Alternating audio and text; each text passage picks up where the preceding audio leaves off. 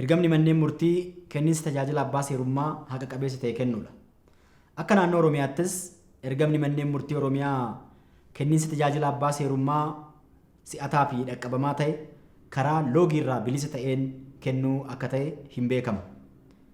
Egaa manneen murtii Oromiyaa ergama isaanitti kenname kana qixa barbaadamuun baachuu akka danda'aniif abbootiin seeraa fi ogeessonni biroo kenniinsa tajaajila abbaa seerummaa keessatti gahee qaban naamusa amalli hojii abbaa seerummaa barbaadu gonfatanii argamuutu irra jiraata. Kallattii kanaan waa'ee dhugaa hojjechuu, waa'ee loogii irraa bilisa ta'uu, waa'ee walqixxummaan nama laaluu kun akkaataa amantaa kiristaanaatiin akkamitti ilaalama? Luba Qannoo Galaan tajaajilaan waldaa warra wangeelaa makaana Yesuusiin Xooxxoo akkas jedhu.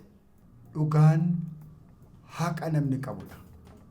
Wanta hir'ina hin qabne, wanta qabatamu, wanta qabatamaa ta'e, wanta ragaa qabu, wanta barreeffamaan afaan namaan wanta beekamu dhugaa namni tokko jireenya isaa keessatti qabudha. Utuu waliin hin dhahin, utuu waliin hin makiin dhugaa namni of keessaa qabudha. Karaa biraa dhugaan.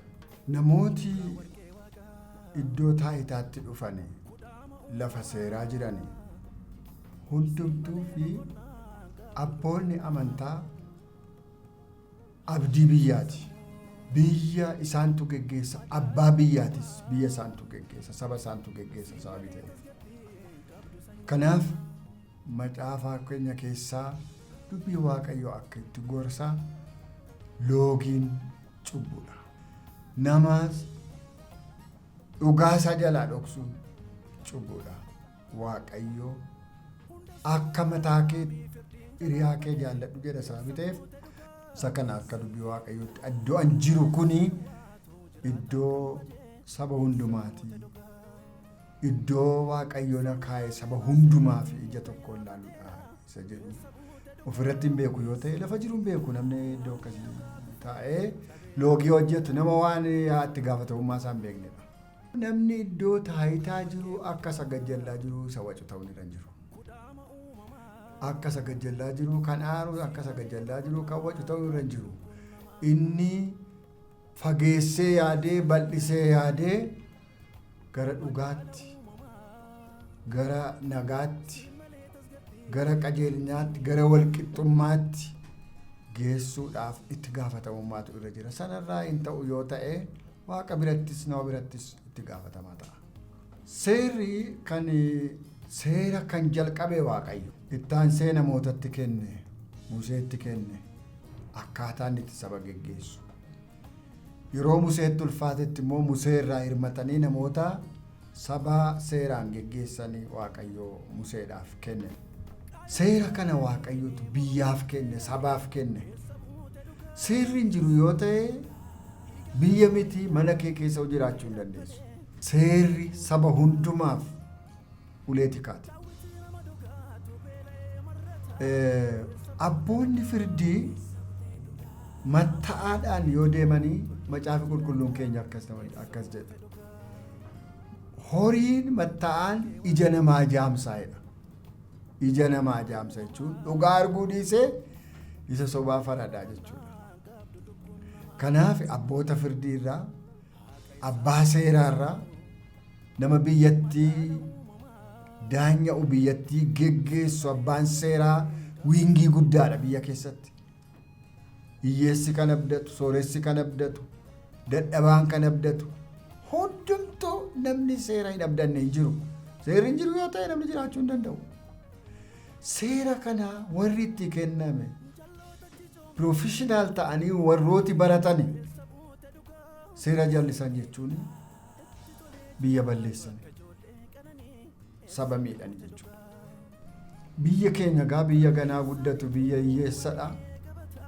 Namaan ga'u wanti argatani baay'een. Kana achi miindaa keessanii isa isinii kenname ala dabartanii fudhatiinaa jedha wangeelli. Isa dabartanii fudhatiinaa jedha. Isa darbanii fudhachuun cubbuudha.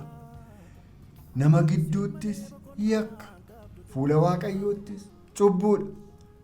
Sabnis nagaa godhachuu hin danda'u. Sabnis seera amanachuu hin danda'u. Eega abbaan firdii abbaan seeraa seeraan eegnee nama sakajjallaa jiru akkamitti seera eegi jetta. Abbaan seeraa agartuu utuu argamuu utuu ilaalamuu utuu haqa ta'ee jiru utuu mul'atee jiru yoo inni seera jallise akkamitti inni kaan seera eega. Kanaaf abbaa seeraarraa itti gaafatamummaa guddaatu irra jira waan ta'eef dhugaadhaan namoonni hin hojjenne hin tura malee fuula namaattis hin gaafatamu, fuula waaqaattis hin gaafatamu, hin tufa sabni oolee bulee.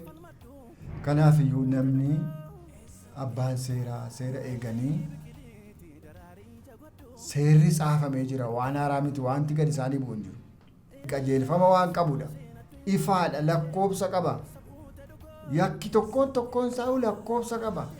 Inni himatu hundumtuu lakkoobsaa wajjin himata. Inni gaafatamus lakkoobsaan kanaa saamudha. Wanta achirra jiru utuu hojjetanii nagaan jiraachuu danda'anii waliin makuun mooraalii namaatti bu'a.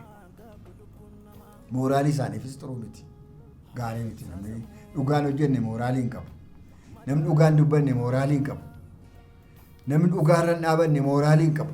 Birriin nama gowwoomsa fuma. Kanaaf iyyuu waan Waaqayyo isaanii kenne. Waan mootummaan immoo si ga'aa miindaa keetii jedhee isaa ramadee nyaateedhuma jiraachaa mootummaallee gaafachuu iyyachuu qaba malee saba rakkataa, saba dhiphate, saba miidhamee iyyata dhufe irraa nyaachuun yakkadha akka dubbii Waaqayyootti cubbuudha. Nama baay'ee itti faradda boo'ee gala waan gootu hin qabdu. Boo'ee gala.